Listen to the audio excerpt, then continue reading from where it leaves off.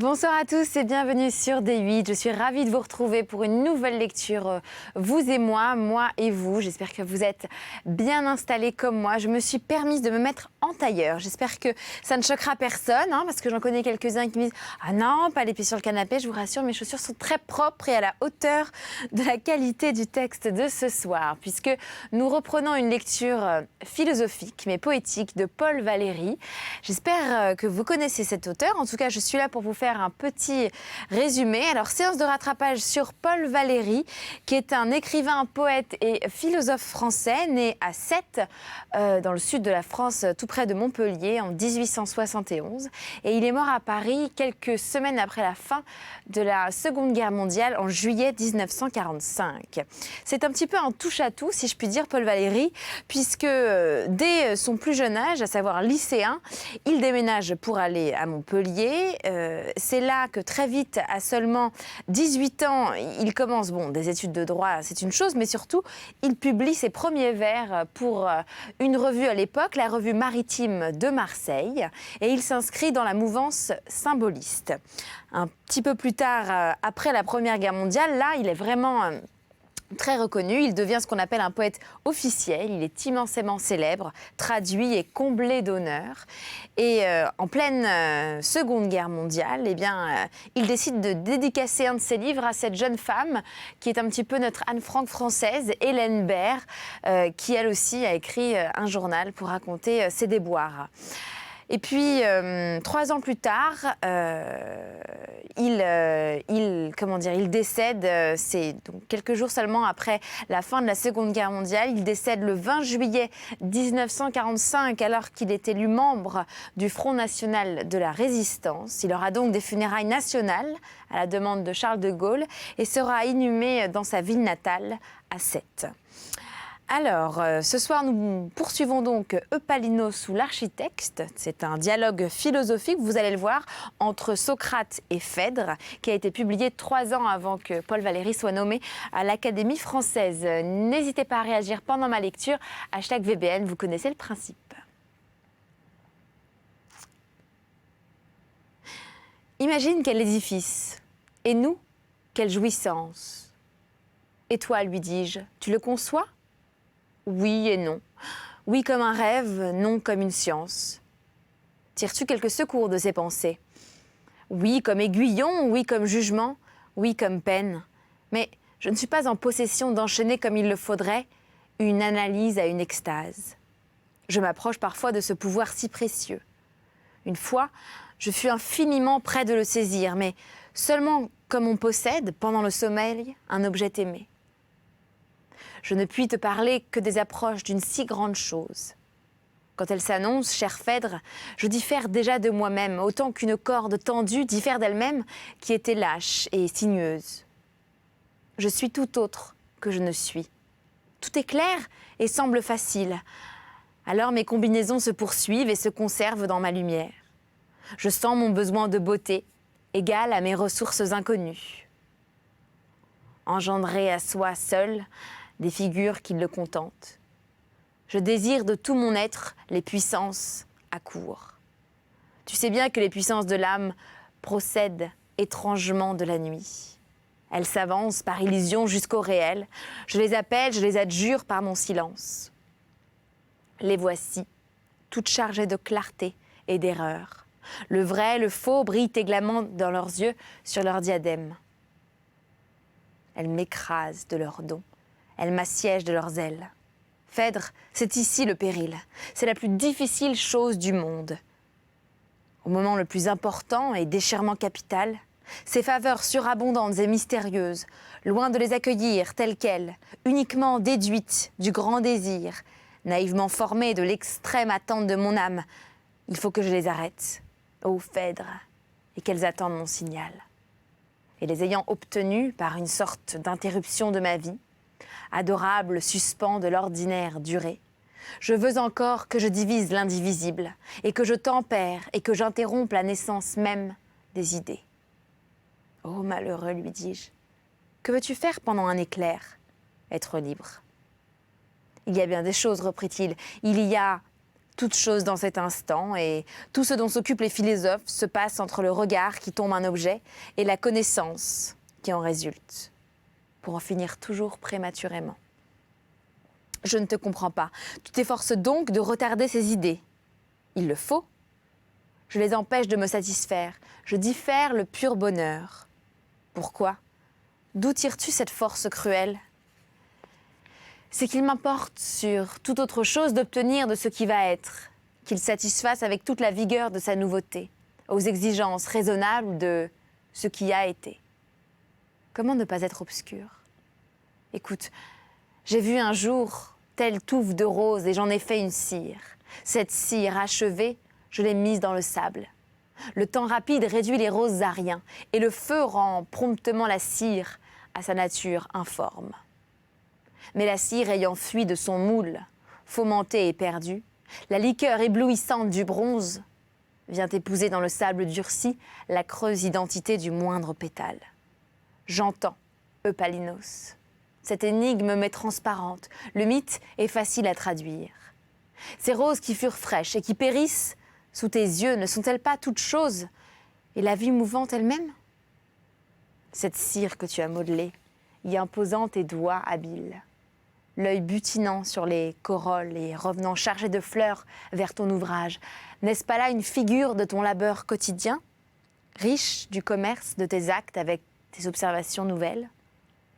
Le feu, c'est le temps lui-même, qui abolirait entièrement ou dissiperait dans le vaste monde, et les roses réelles et tes roses de cire, si ton être, en quelque manière, ne gardait je ne sais comment les formes de ton expérience et la solidité secrète de sa raison. Quant à l'airain liquide, certes ce sont les puissances exceptionnelles de ton âme, qu'ils signifient et le tumultueux état de quelque chose qui veut naître. Cette foison incandescente se perdrait en vaine chaleur et en réverbération infinie, et ne laisserait après soi que des lingots ou d'irrégulières coulées. Si tu ne savais la conduire par des canaux mystérieux, se refroidir et se répandre dans les nettes matrix de ta sagesse. Il faut donc nécessairement que ton être se divise et se fasse dans le même instant, chaud et froid, fluide et solide, libre et lié, rose, cire et le feu, matrice et métal de Corinthe. C'est cela même, mais je t'ai dit que je m'y essaye seulement. Comment t'y prends-tu ? Comme je puis. Mais dis-moi comment tu essayes. Écoute encore, puisque tu le désires, je ne sais trop comment t'éclaircir sur ce qui n'est pas pour moi-même. Ô Phèdre, quand je compose une demeure, qu'elle soit pour les dieux, qu'elle soit pour un homme, et quand je cherche cette forme avec amour, m'étudiant à créer un objet qui réjouisse le regard, qui s'entretienne avec l'esprit, qui s'accorde avec la raison et les nombreuses convenances, je te dirai cette chose étrange, qu'il me semble que mon corps est de la partie. Laisse-moi dire, ce corps est un instrument admirable dont je m'assure que les vivants, qui l'ont tous à leur service, n'usent pas dans sa plénitude. Ils n'en tirent que du plaisir, de la douleur et des actes indispensables, comme de vivre. Tantôt ils se confondent avec lui, tantôt ils oublient quelque temps son existence, et tantôt, bruts, tantôt purs esprits, ils ignorent quelle liaison universelle ils contiennent et de quelle substance prodigieuse ils sont faits. Par elle, cependant, ils participent de ce qu'ils voient et de ce qu'ils touchent. Ils sont pierres, ils sont arbres, ils échangent des contacts et des souffles avec la matière qui les englobe. Ils touchent, ils sont touchés, ils pèsent et soulèvent des poids. Ils se meuvent et transportent leurs vertus et leurs vices, et comme ils tombent dans la rêverie ou dans le sommeil indéfini, ils reproduisent la nature des eaux, ils se font stables et nués. Dans d'autres occasions, ils accumulent et projettent la foudre. Mais leur âme ne sait exactement pas se servir de cette nature qui est si près d'elle et qu'elle pénètre. Elle devance, elle retarde, elle semble fuir l'instant même. Elle en reçoit des chocs et des impulsions qui la font s'éloigner en elle-même et se perdent dans son vide où elle enfante des fumées. Mais moi, tout au contraire, instruit par mes erreurs, je dis en pleine lumière, je me répète à chaque aurore. Ô mon corps, qui me rappelait à tout moment ce tempérament de mes tendances, cet équilibre de vos organes, ces justes proportions de vos parties qui font être et vous rétablir au sein des choses mouvantes. Prenez garde à mon ouvrage.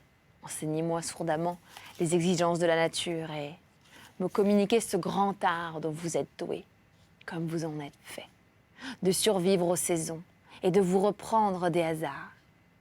Donnez-moi de trouver dans votre alliance le sentiment des choses vraies, modérer, renforcer, assurer mes pensées. Tout périssable que vous l'êtes bien moins que mes songes. Vous durez un peu plus qu'une fantaisie, vous payez pour mes actes et vous expiez pour mes erreurs.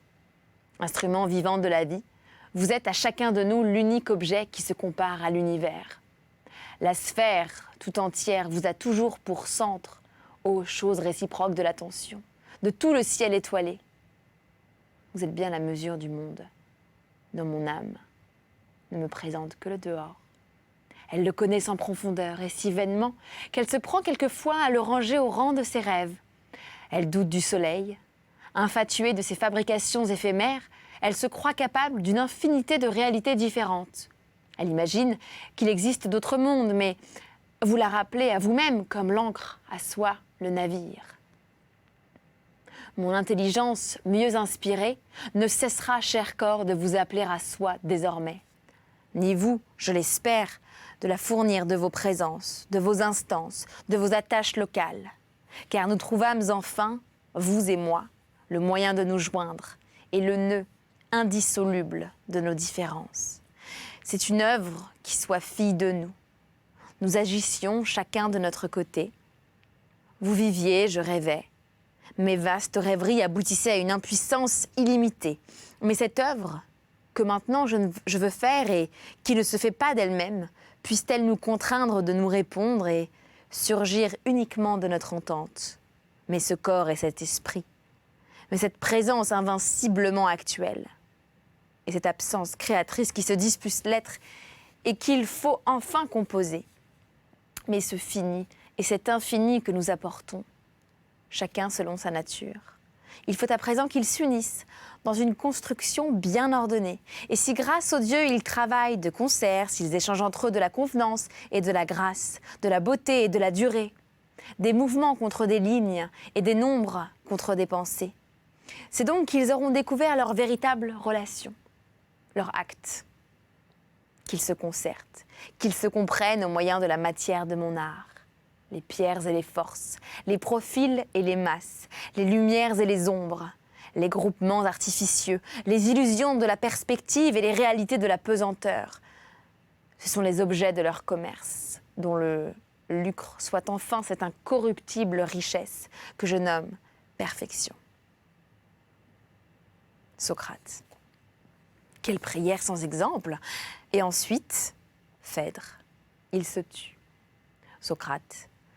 Tout ceci sonne étrangement dans ce lieu. Maintenant que nous sommes privés de corps, nous devons assurément nous en plaindre et considérer cette vie que nous avons quittée du même œil envieux que nous regardions jadis le jardin des ombres heureuses. Ni les œuvres, ni les désirs ne nous suivent ici, mais il y a place pour les regrets. Phèdre. Ces bosquets sont hantés d'éternels misérables. Socrate. Si je rencontrais cet Eupalinos, je lui demanderais quelque chose encore. Phèdre. Il doit être le plus malheureux des bienheureux. Que lui demanderais-tu? Socrate. De s'expliquer un peu plus clairement au sujet de ces édifices dont il disait qu'ils chantent. Phèdre. Je vois que cette parole te poursuit. Socrate. Il est des paroles qui sont abeilles pour l'esprit. Elles ont l'insistance de ces mouches et le harcèlent. Celle-ci m'a piqué. Phèdre. Et que dit la piqûre? Socrate.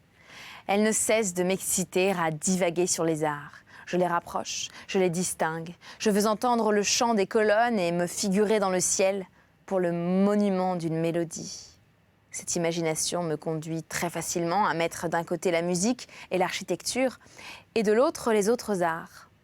Une peinture, chère Phèdre, ne couvre qu'une surface, comme un tableau ou un mur, et là elle feint des objets ou des personnages.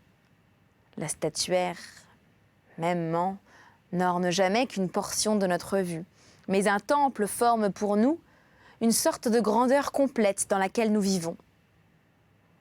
Nous sommes, nous nous mouvons, nous vivons alors dans l'œuvre de l'homme.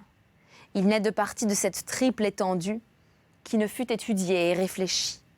Nous y respirons en quelque manière la volonté et les préférences de quelqu'un. Nous sommes pris et maîtrisés dans les proportions qu'il a choisies. Nous ne pouvons lui échapper. Phèdre, sans doute. Socrate, mais ne vois-tu pas que la même chose nous arrive dans une autre circonstance? Phèdre, quelle chose? Socrate, d'être dans une œuvre de l'homme comme poisson dans l'onde, d'en être entièrement baigné, d'y vivre et de lui appartenir. Phèdre, je ne devine pas.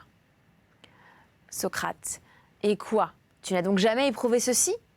Quand tu assistais à quelque fête solennelle ou que tu prenais ta part d'un banquet et que l'orchestre emplissait la salle de sons et de fantômes, ne te semblait-il pas que l'espace primitif était substitué par un espace intelligible et changeant, ou plutôt que le temps lui-même t'entourait de toutes parts? Ne vivais-tu pas dans un édifice mobile et sans cesse renouvelé, et reconstruit en lui-même, tout consacré aux transformations d'une âme qui serait l'âme de l'étendue? N'était-ce pas une plénitude changeante, analogue à une flamme continue, éclairant et réchauffant tout ton être par une incessante combustion de souvenirs, de pressentiments, de regrets et de présages, et d'une infinité d'émotions sans cause précise? Et ces moments, et leurs ornements, et ces danses sans danseuse, et ces statues sans corps et sans visage, mais pourtant si délicatement dessinées, ne te semblait-il pas t'environner, toi, esclave de la présence générale de la musique? Cette production inépuisable de prestige, n'étais-tu pas enfermé avec elle et contraint de l'être comme une pythie dans sa chambre de fumée? Phèdre, oui, certainement. Et même j'ai observé que d'être dans cette enceinte et dans cet univers créé par les sons, ici ou là, c'était être hors de soi-même. Socrate, et davantage. N'as-tu pas ressenti cette mobilité comme immobile, relativement à la pensée plus mobile encore? N'as-tu pas considéré par instant, et comme à part toi, cet édifice d'apparition, de transition, de conflit et d'événements indéfinissables, comme chose dont on peut se distraire et à laquelle on peut revenir, ainsi que par un chemin, la retrouvant à peu près la même?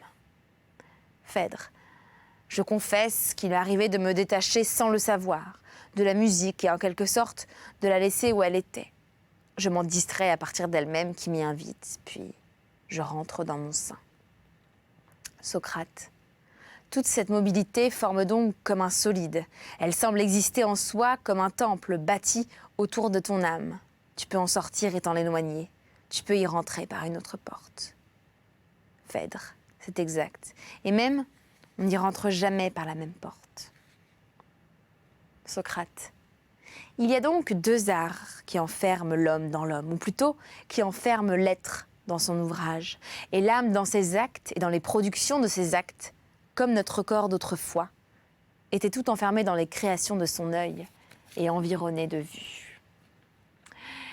Et c'est ainsi pour la lecture de Paul Valéry ce soir sur D8 dans Voyage au bout de la nuit. Merci en tout cas pour votre fidélité. Je vous invite à commenter dès à présent l'émission. On attend vos réactions avec le hashtag VBN. J'ai été ravie de partager ce moment avec vous. Il y en aura d'autres et des émissions spéciales qui arrivent. Alors soyez toujours fidèles à Voyage au bout de la nuit depuis maintenant 9 ans. Je vous en remercie. Merci à l'équipe artistique de Voyage au bout de la nuit. Je vous souhaite une belle journée sur D8 et à très bientôt sur ce canapé. Je vous embrasse. Très belle journée à tous. À bientôt.